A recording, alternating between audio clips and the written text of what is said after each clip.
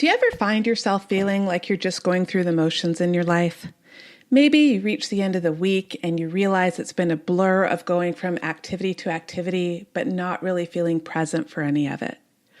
Or perhaps you feel as though you are present for it, but your life is mostly dictated by keeping up with all the obligations on your to-do list. So you try to keep up to speed with it all, but you don't really feel as though you're able to make intentional choices about how you're spending your time. Maybe there's just a general sense of ennui. You feel as though you could be doing so much more with your life, but for the time being, it's as if you're in a constant state of spinning your wheels. If you can relate to any of these, this episode is for you. I'm hoping that it'll be a wake-up call to make some changes that will allow you to live a life with greater purpose and joy. Welcome to Success Unlimited with Dr. Patricia Thompson. If you want to be more successful while also being happier at work and at home, you're in the right place. We'll be covering research along with little tweaks, tips, and hacks that will help you to fulfill your potential in the business world without sacrificing your peace of mind. If you've listened to some of my previous podcast episodes, they've been focused on really practical topics. Things like the characteristics of outstanding leaders, how to be more productive, and how to manage your emotions at work. I love providing this kind of advice because often it's the kind of information that my go-getter clients want. They want straightforward techniques that can help them to deal with some of the common issues that crop up in the workplace. If you're in that camp, then I definitely suggest that you check out some of my previous episodes. However, something else that often comes up for the people I work with are deeper topics that can't just be tied up in a bow via a few action steps. They tend to be more existential issues that require more exploration and reflection. And often, at the core, they come down to the question, is this all there is? It's the experience of feeling like you're a bit on a hamster wheel, just trying to keep afloat, but in a sense, even wondering what it's all for. It's a stress that you're putting yourself even worth it. So I thought I would shift gears for at least my next few episodes to dive into some deeper topics. They won't necessarily have straightforward answers, but I think they'll give you some good fodder for the sort of reflection that can help you to make some really important changes in your life. Now, I've actually been in this situation myself, and to be honest, if I'm not careful, it can be very easy to slip back into it. In one particular notable instance of this for me, I'd been working as a consultant at a firm, and it simply wasn't a great cultural fit for me. I'd known this for a while, but I hadn't had the courage to do anything about it. It was comfortable. Actually, scratch that. It wasn't comfortable at all, and that was the problem. It was just familiar. And even though I didn't love it, I stayed with it because it was better than the unknown. It wasn't all terrible. I got paid well, I got to travel, and I got the perks of getting upgraded and taking my vacations for free, courtesy of airline miles and hotel points. I had great relationships with my colleagues, and I really liked helping people, and so my job gave me a lot of opportunities to do that. But deep in my heart, I knew that it wasn't the right fit for me. I was letting my life live me instead of making active choices about how I was going to live my life. So several years into this, I had my son, and that definitely upped the ante in my life because as anyone with kids knows, it's a lot more work. At that point, after being stressed out from my workload and the culture of the firm, I would come home from a demanding job and have all of the tasks related to keeping up with the home. Yeah, I had my husband playing his part, but it was still a lot. The birth of my son also put me face to face with what existential psychologist Irving Yalom called a boundary experience. A boundary experience is an experience that can cause you to engage in deeper reflection on your life. So for some people, it might be an illness that serves as a wake-up call that reminds them of their own mortality. Or it could be experiencing the death of someone close to you. For others, it could be a particular birthday. Often it's reaching a new decade that makes you kind of reassess where you are in your life. And for me, having a son caused me to really reflect on how I wanted life to be for him and the sorts of messages I wanted to give him and the kind of example I wanted to set for living a life that is true to yourself. So with that combination of the stress of trying to keep up with everything and a major life change, I really started to take a hard look at how I was going about things. Now, if my job had been really meaningful and a source of joy for me, it probably would have been a lot easier. I'm not saying it would have been easy. Keeping up with a job while you're sleep deprived from keeping up with an infant is definitely no joke. But at least I wouldn't have had the feeling that I was spending hours and hours a week in a situation that wasn't bringing me joy. After all, what is life for? Is it designed to do things because that's what you're supposed to do? Or is it designed to be day after day of keeping up with obligations that you don't enjoy? Or are you actually supposed to enjoy your life? Well, for me, I decided that it was the latter. I wanted more satisfaction. I didn't want to look back and feel like I was frittering away my limited time here on earth. So I made the decision to follow the call that had been nagging me for a while. I decided to start my own business. I didn't know how it was going to go. After all, I hadn't exactly been a master salesperson up to that time. But at the same time, I felt as though I would really regret it if I didn't try. So I took the leap and went ahead with it. It wasn't easy, but man, was it rewarding. I felt as though I had taken a stand for myself so that I could live a life that was true to me. So that happened about 5 years ago. And so I'm sure you're expecting now that I'm going to say that I lived happily ever after, rode off into the sunset, all of that, right?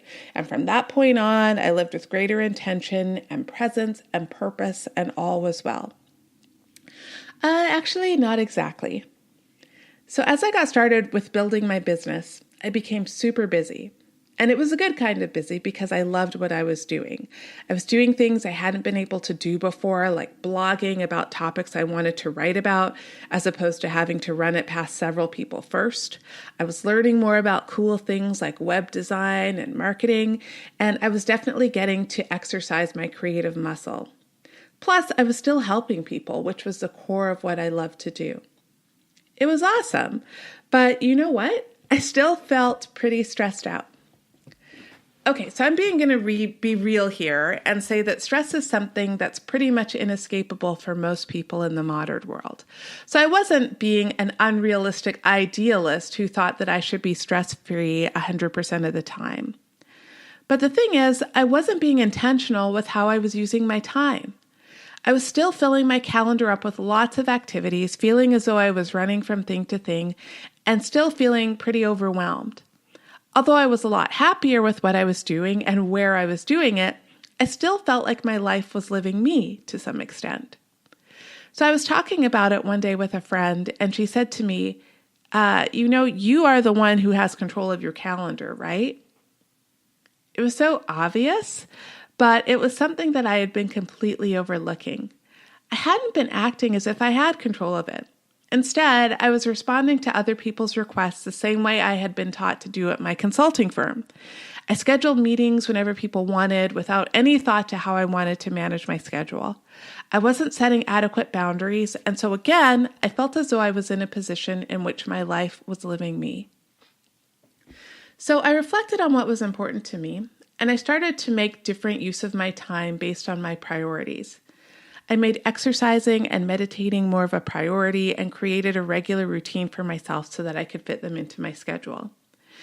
And as an introvert, I knew that I needed some downtime on days when I had a lot of interaction. So I did a better job of managing that as well. And I made more of an effort to be present for what I was doing. I realized that a lot of the overwhelm I was experiencing, and honestly can sometimes still experience if I'm not careful, I realized that overwhelm came from being so focused on thinking ahead or planning or making sure not to forget things that I wasn't able to fully enjoy the present moment. So I made a conscious effort to be present at different points in the day, like during my shower, or while I was in the car by myself, or during a 5-minute meditation break. All of those moments really gave me the opportunity to appreciate the feel of just being in the present. They were grounding, they helped me to relax, and they gave me some respite from the long list of to-dos. I also came up with some systems. Now, I know people have some privacy concerns about Amazon Alexa, and I totally understand that, but I tell you, it's been awesome for me. When I would have a task that I needed to remember or an item that I needed to buy at the grocery store, I could just tell her to add it to a list and then free up the mental space I was using to try to remember it. The key was I became much more intentional about how I was living my life. And man, did my quality of life improve a whole lot. Now, in my case, I chose to make a big change, but I've seen plenty of people do otherwise. The reality is not everyone is going to quit their job to be their own boss. You might not be in a financial position to take that sort of a risk, or you might not see yourself as having the personality to be able to pull that off successfully, or you just might not want to do it for whatever reason. But maybe you're like a lot of the people I've worked with who love their jobs and everything they're doing, but they still feel like they're on a hamster wheel simply because there is too much of a job to do. You might even find yourself resenting your job and the people around you because your life has become solely about following through on obligations and maybe putting yourself last. You might feel like you don't have a choice to change anything, but guess what? You do. And it doesn't have to be a major change.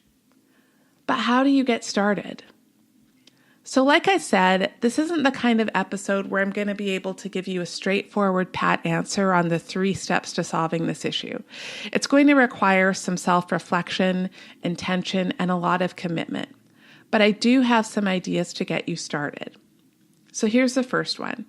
Take a hard look at all you're doing and decide where you can scale back.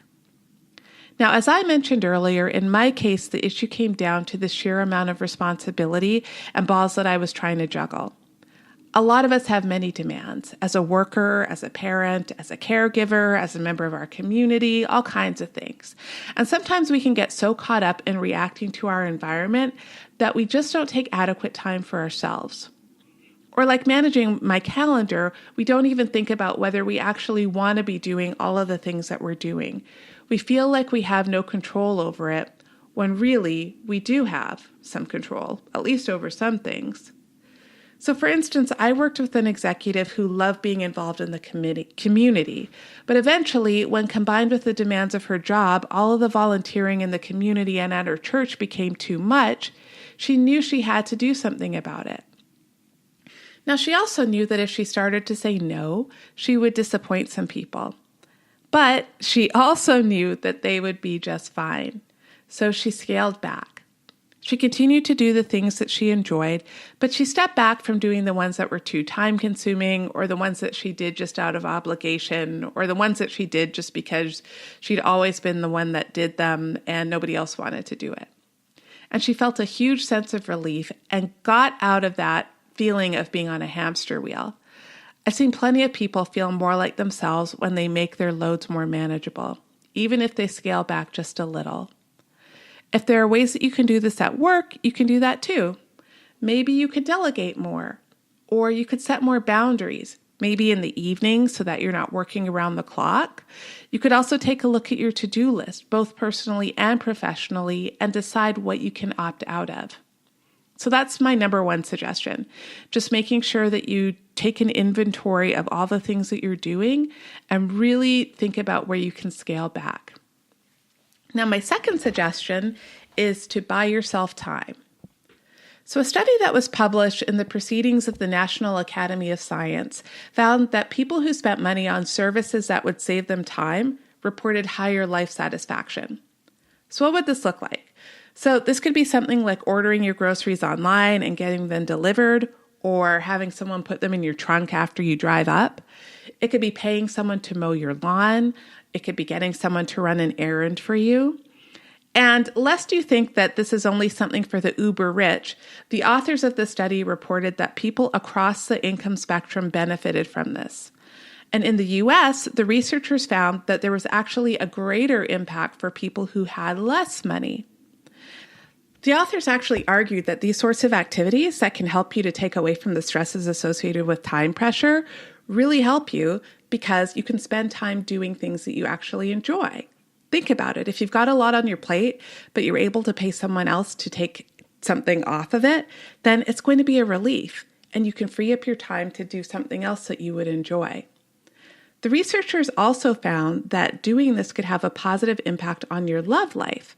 They found actually that people who spent more money on time-saving purchases felt happier about their relationship. Why? Well, buying those services helped to lessen a relationship stressor that a lot of people feel, and it allowed them to spend more quality time together. One study found that 25% of couples who split reported that disagreements about housework was the number one factor. So if you can swing it, getting yourself a house cleaner or someone else who's going to help with housework around the house might just improve your quality of life. Now, the last thing I would recommend in terms of taking more control of your life is making a concerted effort to make time for things you enjoy. It sounds simple, but so many people put those sorts of activities last, and then they end up in the position of feeling like their life is living them instead of vice versa. Make self-care and self-enjoyment more of a priority. After all, what's it all for anyway? Why are you living your life? Is it just to run from thing to thing, or do you want to enjoy yourself during the ride? It doesn't have to be a lot either. I've had clients who decided to make time once a week for something, whether it was dinner out with friends or going to the movies or taking a hike. When I was really busy, my favorite thing was going to a gentle yoga class on Tuesday nights. And regardless of what was going on, I could look forward to that hour and 15 minutes, knowing it was a time when I could relax, put all of my focus on myself instead of the people around me. So make a commitment to do something that you'll enjoy this week, and then see how you feel. Now, out of these 3 things that I've suggested, I'm sure that you can put at least one into practice. They're not exactly earth-shattering suggestions, doing things you enjoy, setting boundaries, potentially outsourcing help, or getting more support. They're probably things that you've heard before. But the key is to actually do them. And hopefully, the motivation that you'll get for doing that is to really think about how you're living your life. Ask yourself the question, could I see myself continuing to do this for the next 10, 20, 30 years, or do I need to make some changes? And if you recognize that you do need to make some changes, then I hope you'll go ahead and do them. It's about empowering yourself to recognize that you only have this one life. Or, even if you believe in reincarnation, this is the one you're going to remember right now. And so I'd like you to take a stand for yourself, even in some small way. A better quality of life and greater happiness awaits you. As always, I hope you enjoyed this episode. And if you want to learn more about me and my work as a corporate psychologist, executive coach, and creator of online courses, then visit me on my website at silverliningspsychology.com or say hey to me on Twitter at Patricia_ATL. Again, this is Dr. Patricia Thompson, and I hope you have a wonderful day.